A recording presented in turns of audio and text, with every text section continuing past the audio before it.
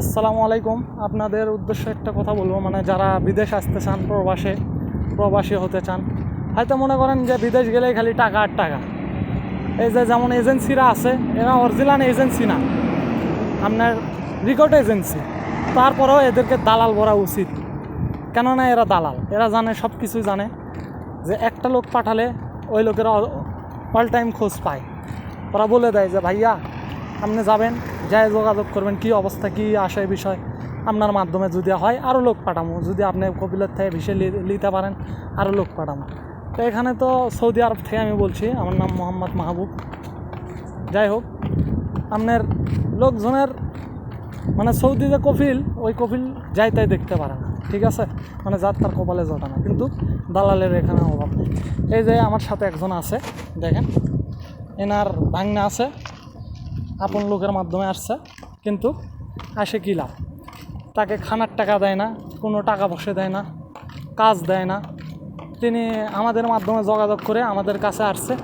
আমিও আসার পরে 10 মাস বসেছিলাম, কোনো কাজ নাই, কাম নাই, টাকা কামাই করতে পারি না, কোনোটি বাড়াতে পারি না, কেননা আকামা দেয় না। আমাকে 3 মাসের আকামা দিছিল, এনাকে 1 মাসের আকামাও দেয়নি। শুধু তার কাছে পাসপোর্ট আছে, ওটাও কারে লিছিল, কিন্তু যাই হোক হাত পাও ধরে লিছে, কিন্তু গ্লিজের লোক থাকলেও দাম নেই। হয়তো দালালেরা বলবে গেলে কি 1500 টাকা বেতন, 8 ঘন্টা ডিউটি, ওভার টাইম আছে, আলাতুল, এগুলো ভুয়া। আপনার দেখা যায় সৌদি আরব যদি 1000টা কোম্পানি থাকে, তার ভিতর 950টা কোম্পানি হলো আপনার ডুপ্লিকেট। আর 50টা কোম্পানি যে ভালো কোম্পানি আছে, ওগুলা বাংলাদেশি কোনো লোক নেয় না। যদি বাংলাদেশি লোক আপনার সৌদি আরব এসে কাফিলা হতে পারে এই পর্যন্ত, মানে তার যদি রেজেক ভালো থাকে, আল্লাহ যদি রেজেকে রাখে। কিন্তু আপনার এই যে 950টা কোম্পানি, এগুলো হলে সব সাপ্লাই, এগুলো বাঙালিগিরা একটা চাল।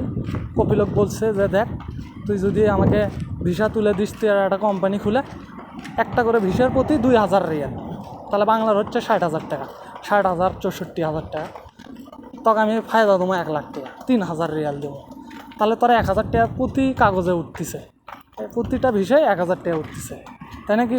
কিন্তু আপনার কত লিখছে এজেন্সির কাজ, ভিসা পাঠাচ্ছে কি 5 লাখ, 5.5 লাখ।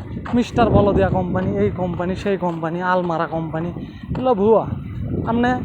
আপনার আশেপাশের ভাইয়েরা আসছে, তাদের সাথে যোগাযোগ করবেন, অরিজিনাল কথা শুনতে পারবেন। কিন্তু কেউ অরিজিনাল কথা বলে না, যে আমি আসে বিপদে পড়ছি, তাই কি আসে সুখে, তাই আমার কথা শুনে না আসুক, তাই আসুক, বিপদে পড়ুক। কিন্তু আমি সত্য কথাই বললাম।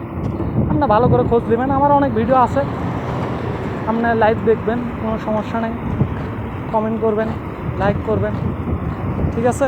আমি ভিডিও পাঠাবো। আল্লাহ হাফেজ।